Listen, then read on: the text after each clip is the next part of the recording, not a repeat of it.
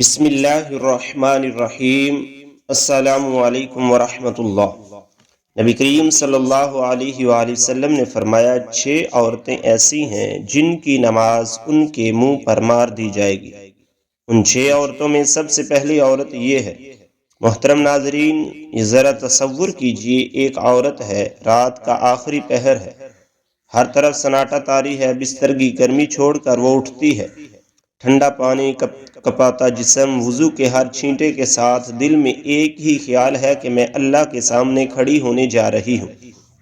فجر سے پہلے تہجد، آنکھوں میں آنسو، لبوں پر دعائیں، سجدوں میں گڑگڑاہٹ، زبان پر ذکر، دل میں امید کہ آج میری یہ محنت، یہ عبادت، یہ عاجزی میرے رب کو راضی کر دے گی۔ دن آئے تو فرض نمازیں، سنتیں، نوافل، کبھی نفلی روزے، کبھی صدقہ، کبھی حج و عمرہ کی آرزو یا سعادت۔ بظاہر تو یہ عورت نیکیوں کا پیکر لگتی ہے، لیکن ذرا ٹھہریے، اگر اسی لمحے آسمان سے ایک فیصلہ آ جائے، اگر فرشتے اس کی نماز کو لپیٹ کر بے وزنی اور بے قدری کے ساتھ اسی کے منہ پر دے مارے اور کہا جائے تیری یہ نماز، تیری یہ محنت، تیری یہ راتوں کی جاگ سب رد کر دی گئی، سوچئے اس لمحے اس عورت کے دل پر کیا گزرے گی، جس نے عبادت کو زندگی بنا لیا تھا، جسے اپنے سجدوں پر ناز تھا، جسے لگتا تھا کہ وہ اللہ کے قریب ہے۔ اگر اسی کو بتایا جائے کہ قبولیت کا دروازہ تو اس کے لیے بند تھا، یہ خیال ہی روح کو ہلا دینے کے لیے کافی ہے، کیونکہ یہاں مسئلہ نماز پڑھنے یا نہ پڑھنے کا نہیں، یہاں مسئلہ نماز کے قبول ہونے یا رد ہونے کا ہے۔ یہ وہ خوف ہے جسے قرآن نے خاشعون کے دلوں میں زندہ رکھا ہے۔ یہ وہ ڈر ہے جس کے بعد صحابہ کرام رضی اللہ عنہم جیسی ہستیاں بھی اپنی عبادت کے قبول نہ ہونے کے ڈر سے کانپ اٹھتی تھیں۔ عبادت اگر قبول نہ ہو تو وہ نیکی نہیں بلکہ حسرت بن جاتی ہے، اور سب سے بڑا دھوکہ یہ ہے کہ انسان سمجھتا رہے کہ وہ اللہ کا محبوب ہے، جبکہ حقیقت میں اس کی عبادت بارگاہ الہی میں قبول ہی نہ کی جا رہی ہو۔ اب سوال یہ ہے کہ آخر وہ کون سی عورت ہے جو سب کچھ کرنے کے باوجود خسارے میں ہے؟ وہ کون سی کوتاہی ہے جو نماز کو بے وزن کر دیتی ہے؟ وہ کون سا عمل ہے جو سجدوں کو بھی رد کروا دیتا ہے؟ یہی وہ نقطہ ہے جہاں ہر نمازی عورت کو لرز جانا چاہیے۔ پہلی عورت یہ ہے، اللہ تعالیٰ نے اس زمین پر لاکھوں نہیں بلکہ کروڑوں عورتیں پیدا فرمائیں۔ بہت سی عورتیں ایسی ہیں جو پابندی سے نماز پڑھتی ہیں، تہجد گزار ہیں، نوافل ادا کرتی ہیں، خشوع کے ساتھ سجدے کرتی ہیں، مگر ہر عبادت قبول نہیں ہوتی۔ جانتے ہو کیوں؟ یہ بات سننے میں سخت ہے، مگر حقیقت ہے کہ نماز صرف حرکات کا نام نہیں بلکہ یہ اللہ کے حضور ادب، اطاعت اور مکمل فرما برداری کا نام ہے۔ جب ایک لڑکی بالغ ہو جاتی ہے تو شریعت اس کے لیے واضح حدود مقرر کر دیتی ہے۔ انہی حدود میں سے ایک حد نماز کے وقت سر ڈانپنا ہے۔ یہ کوئی ثقافتی رسم نہیں، نہ کسی معاشرتی دباؤ کا نتیجہ ہے، بلکہ یہ براہ راست اللہ اور اس کے رسول صلی اللہ علیہ وسلم کا حکم ہے۔ حضرت عائشہ رضی اللہ عنہا سے روایت ہے کہ نبی کریم صلی اللہ علیہ وسلم نے صاف الفاظ میں فرما دیا، بالغہ عورت کی نماز سر ڈانپے بغیر قبول نہیں ہوتی۔ یہاں ناقص یا کم درجے کی نماز نہیں کہا گیا بلکہ قبول نہ ہونے کا اعلان ہے، یعنی ایسی نماز جو بظاہر ادا ہو رہی ہے، حقیقت میں اللہ کے ہاں رد کی جا رہی ہے۔ ذرا سوچئے، ایک عورت وضو کرتی ہے، قبلہ رخ کھڑی ہوتی ہے، قیام، رکوع اور سجدہ سب ادا کرتی ہے، مگر اس کا سر ننگا ہے یا دوپٹہ ڈھنگ سے نہیں لیا گیا۔ ظاہری طور پر یہ سب کچھ درست نظر آتا ہے، مگر باطنی طور پر ایک بنیادی شرط ٹوٹ چکی ہوتی ہے۔ شریعت کی نظر میں یہ ایسا ہی ہے جیسے کوئی شخص وضو کے بغیر نماز پڑھ لے، حرکات ہوں گی مگر نماز نہیں ہوگی۔ یہاں مسئلہ صرف بال ڈانپنے کا نہیں، مسئلہ حکم ماننے یا نہ ماننے کا ہے۔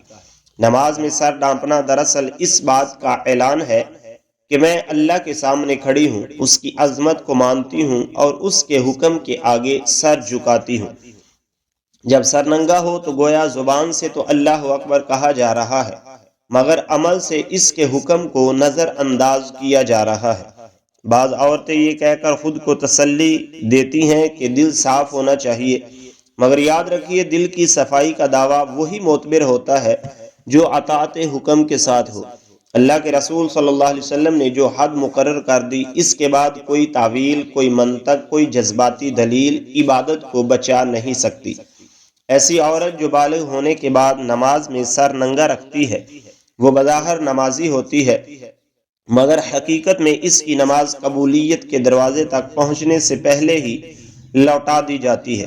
یہی وہ پہلا زخم ہے جو عبادت کو اندر سے مار دیتا ہے۔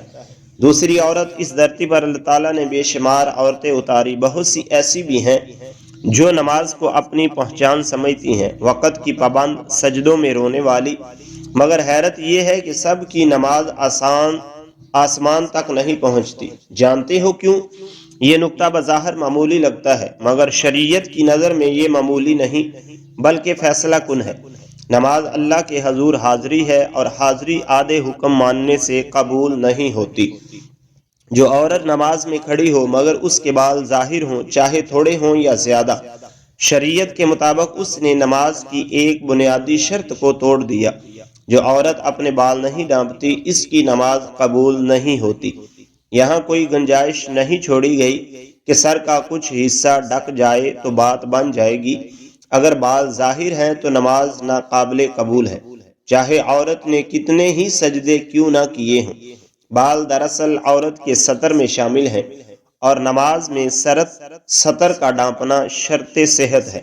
جس طرح مرد اگر نماز میں اپنا سطر کھول دے تو اس کی نماز ٹوٹ جاتی ہے، بالکل اسی طرح عورت کے بال کا ظاہر ہونا نماز کو باطل کر دیتا ہے۔ یہ مسئلہ فیشن، عادت یا سہولت کا نہیں بلکہ عبادت کے قبول ہونے یا رد ہونے کا ہے۔ اکثر عورتیں یہ سمجھتی ہیں کہ بس سر پر دوپٹہ رکھا ہونا کافی ہے، چاہے اس کے نیچے سے بال جھلک رہے ہوں یا پیشانی کے اطراف سے لٹکیں باہر آ رہے ہوں، مگر شریعت ظاہری نام نہیں دیکھتی، وہ حقیقت حال دیکھتی ہے۔ اگر بال نظر آ رہے ہیں تو دوپٹہ محض علامت ہے، پردہ نہیں۔ یہاں اصل امتحان نیت سے زیادہ اطاعت کا ہے۔ نماز میں بال ڈھانپنا اس بات کی علامت ہے کہ عورت اللہ کے حکم کو مکمل مان رہی ہے۔ آدھا ماننا، اپنی مرضی شامل کرنا یا یہ کہنا کہ بس تھوڑے سے بال ہیں، یہ سب وہ سوچ ہے جو عبادت کو اندر سے کھوکھلا کر دیتی ہے۔ سوچئے وہ عورت جو وضو کی ٹھنڈک سہ لیتی ہے، رکوع و سجدہ میں تھک جاتی ہے، مگر صرف بالوں کی لاپرواہی کی وجہ سے اس کی نماز آسمان تک پہنچنے سے پہلے ہی لوٹا دی جائے، فرشتے اس نماز کو اوپر لے جانے کے بجائے واپس پلٹا دیں کیونکہ شرط پوری نہیں ہوئی۔ ایسی عورت بظاہر نمازی ہے، مگر حقیقت میں اس کی نماز قبولیت کے معیار پر پوری نہیں اترتی۔ یہ وہ خاموش غلطی ہے جو بسا اوقات پوری عبادت کو ضائع کر دیتی ہے، اور عورت کو اس کا احساس بھی نہیں ہوتا۔ تیسری عورت، اللہ تعالیٰ نے عورت کو عبادت کی توفیق بھی دی اور عزت و حیا کا مقام بھی عطا کیا۔ بہت سی عورتیں نمازوں کی پابند، ذکر میں مشغول اور اللہ سے ڈرنے والی ہوتی ہیں، مگر کچھ اعمال ان کی عبادت کو قبولیت سے محروم کر دیتے ہیں۔ جانتے ہو کیوں؟ یہ معاملہ صرف خوشبو لگانے یا نہ لگانے کا نہیں بلکہ حیا، نیت اور معاشرتی اثرات کا ہے۔ اسلام نے عورت کو مسجد جانے سے نہیں روکا، مگر اس کے ساتھ ایسی حدود قائم کی جن سے معاشرہ پاکیزہ رہے اور عبادت کا مقصد متاثر نہ ہو۔ انہی حدود میں ایک نہایت سخت تنبیہ خوشبو کے استعمال سے متعلق ہے۔ نبی کریم صلی اللہ علیہ وسلم کا فرمان ہے، جو عورت خوشبو لگا کر مسجد جائے جب تک غسل نہ کر لے اس کی نماز قبول نہیں ہوتی۔ یہ الفاظ محض ناپسندگی کے نہیں بلکہ عبادت کے رد ہونے کا اعلان ہے۔ یہاں تک فرمایا کہ اگر ایسی عورت کی عبادت قبول نہیں کی جاتی، ذرا غور کیجیے، ایک عورت نماز کی نیت سے گھر سے نکلتی ہے، وضو بھی کیا، لباس بھی مناسب ہے، مگر اس نے خوشبو لگا لی۔ اب اس کا مقصد چاہے کتنا ہی نیک کیوں نہ ہو، شریعت کی نظر میں اس کا یہ عمل فتنے کا دروازہ کھول دیتا ہے۔ مسجد جیسی پاک جہاں دلوں کو اللہ کی طرف متوجہ ہونا چاہیے، وہاں خوشبو دوسروں کی توجہ عبادت سے ہٹا سکتی ہے۔ یہی وجہ ہے کہ اسلام نیت کے ساتھ نتیجے کو بھی دیکھتا ہے۔ یہ حکم اس بات کی دلیل ہے کہ عورت کی عبادت صرف اس کے ذاتی تعلق تک محدود نہیں بلکہ اس کے اثرات دوسروں پر بھی پڑتے ہیں۔ خوشبو لگا کر مسجد جانا بظاہر معمولی بات لگتی ہے، مگر شریعت کے نزدیک یہ عبادت کے وقار کو مجروح کرنے والا عمل ہے۔ اسی لیے نبی کریم صلی اللہ علیہ وسلم نے نہایت سخت انداز اختیار فرمایا۔ بعض عورتیں یہ کہہ کر خود کو مطمئن کر لیتی ہیں کہ میری نیت خراب نہیں، یا میں کسی کو متوجہ نہیں کرنا چاہتی، مگر شریعت نیت کے ساتھ حدود کی پابندی بھی چاہتی ہے۔ اگر نیت ہی سب کچھ ہوتی تو احکام کی ضرورت ہی نہ رہتی۔ یہاں حکم واضح ہے، اور حکم کی خلاف ورزی عبادت کو نقصان پہنچاتی ہے۔ سوچئے وہ عورت جو مسجد میں جا کر فرض ادا کرتی ہے، نوافل پڑھتی ہے، دعا مانگتی ہے، مگر صرف خوشبو کی وجہ سے اس کی نماز رد کر دی جائے، فرشتے اس کی عبادت کو اوپر لے جانے کی بجائے واپس لوٹا دیں، کیونکہ اس نے ایک ایسی واضح ممانعت کو نظر انداز کیا۔ ایسی عورت نماز پڑھنے والی تو ہے، مگر شریعت کی نظر میں اس کی عبادت قبولیت کے درجے تک پہنچ ہی نہیں پاتی۔ یہی وہ نقطہ ہے جو عبادت اور اطاعت کے فرق کو واضح کر دیتا ہے۔ چوتھی عورت، اس دنیا میں بہت سی عورتیں عبادت گزار ہیں، زبان سے ذکر، ہاتھوں سے دعا اور پیشانی سے سجدہ کرتی ہیں، مگر بعض تعلقات ایسے ہیں جن کی خرابی عادتوں کو بھی بے اثر بنا دیتی ہے۔ جانتے ہو کیوں؟ اسلام میں عبادت صرف سجدے اور قیام کا نام نہیں، بلکہ حقوق کی ادائیگی کا بھی عبادت کا حصہ ہے۔ خاص طور پر شوہر اور بیوی کا تعلق ایسا ہے جسے اللہ تعالیٰ نے نہایت احساس اور ذمہ داری والا بنایا ہے۔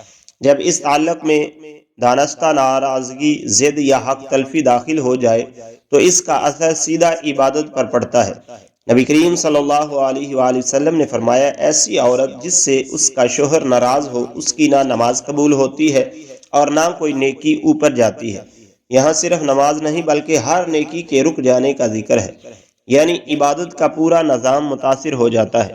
ذرا اس انجام پر غور کیجئے۔ ایک عورت رات کو بستر پر لیٹتی ہے، اس کا شوہر دل میں ناراض ہے، راضی نہیں، اور وہ اس ناراضی کو ختم کرنے کی کوشش بھی نہیں کرتی۔ اگلی صبح وہ وضو کرتی ہے، نماز پڑھتی ہے، ہاتھ اٹھا کر دعائیں مانگتی ہے، مگر آسمان کی طرف جانے والا راستہ بند ہوتا ہے۔ فرشتے اس کی نیکیوں کو اوپر نہیں لے جاتے، کیونکہ ایک بنیادی حق پامال ہو چکا ہوتا ہے۔ یہاں بات شوہر کی ہر بات ماننے یا ظلم برداشت کرنے کی نہیں، بلکہ بلا شرعی وجہ ناراض کرنے کی ہے۔ جب عورت ضد، انا یا لاپرواہی کی وجہ سے شوہر کو ناراض رکھے اور اسی حالت میں رات گزار دے تو شریعت اسے سنگین معاملہ قرار دیتی ہے، اس لیے کہ شوہر کے حقوق اللہ تعالیٰ نے بہت بلند رکھے ہیں۔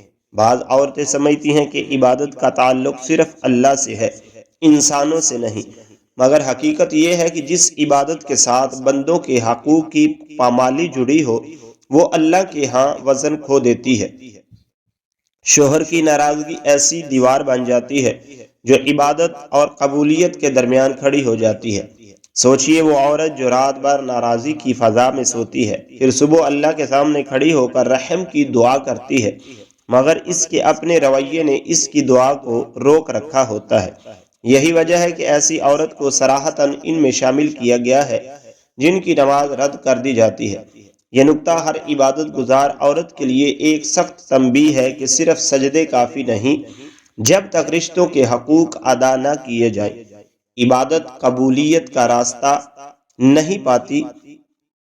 پانچویں عورت، اللہ تعالیٰ نے عبادت کے لیے صرف نیت نہیں بلکہ ظاہری حدود بھی مقرر فرمائی۔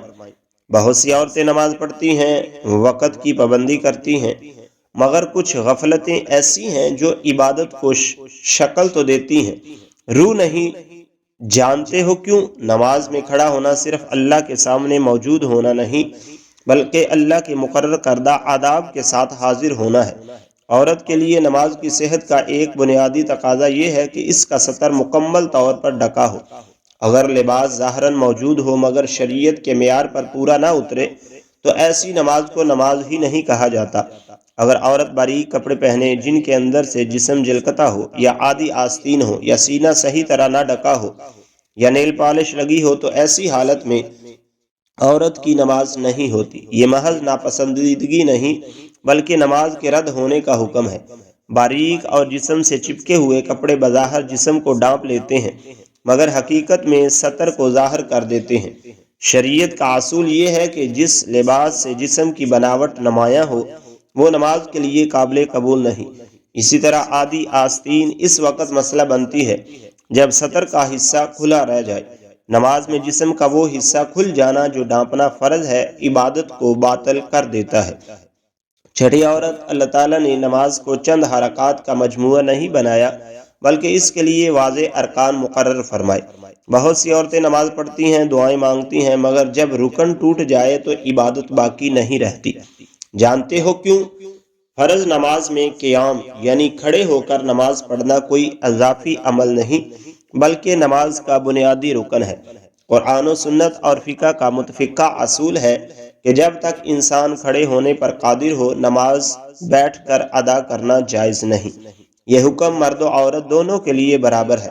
فرض نماز میں قیام رکن ہے اور جو عورت بغیر کسی شرعی عذر کے فرض نماز بیٹھ کر پڑھتی ہے اس کی نماز نہیں ہوتی، اس لیے کہ نماز کا وہ حصہ ہی فوت ہو گیا جس پر پوری نماز قائم ہے۔ یہاں عذر سے مراد حقیقی مجبوری ہے، جیسے شدید بیماری، کھڑے ہونے سے جان یا صحت کو نقصان پہنچنے کا اندیشہ، یا ایسا ضعف کہ قیام ممکن نہ رہے۔ اس کے علاوہ سستی، آرام یا سہولت کو شریعت عذر تسلیم نہیں کرتی۔ جو عورت محض تھکن یا عادت کی بنا پر بیٹھ کر فرض نماز ادا کرتی ہے وہ دراصل نماز کے ڈھانچے کو خود گرا دیتی ہے۔ اکثر یہ غلط فہمی پائی جاتی ہے کہ نفل نماز بیٹھ کر ہو سکتی ہے تو فرض بھی ہو جائے گی، حالانکہ نفل میں رخصت ہے، فرض میں نہیں۔ نفل بیٹھ کر پڑھنے پر آدھا ثواب ملتا ہے، مگر فرض نماز میں قیام چھوڑنے کا مطلب یہ ہے کہ نماز سرے سے ادا ہی نہیں ہوئی۔ ذرا تصور کیجئے، ایک عورت وقت پر وضو کرتی ہے، نیت کرتی ہے، مگر قیام چھوڑ دیتی ہے۔ اس کے رکوع اور سجدے بھی ہوتے ہیں مگر بنیاد غائب ہوتی ہے۔ شریعت کی نظر میں ایسا ہی ہے جیسے کوئی شخص سجدہ ہی نہ کرے۔ رکن کے بغیر نماز وجود نہیں رہتی۔ یہ وہ کوتاہی ہے جو بظاہر آسان لگتی ہے مگر انجام کے لحاظ سے نہایت سنگین ہے۔ مزید ایسی اسلامی تعلیمات والی ویڈیوز کے لیے ہمارے چینل کو سبسکرائب کیجیے۔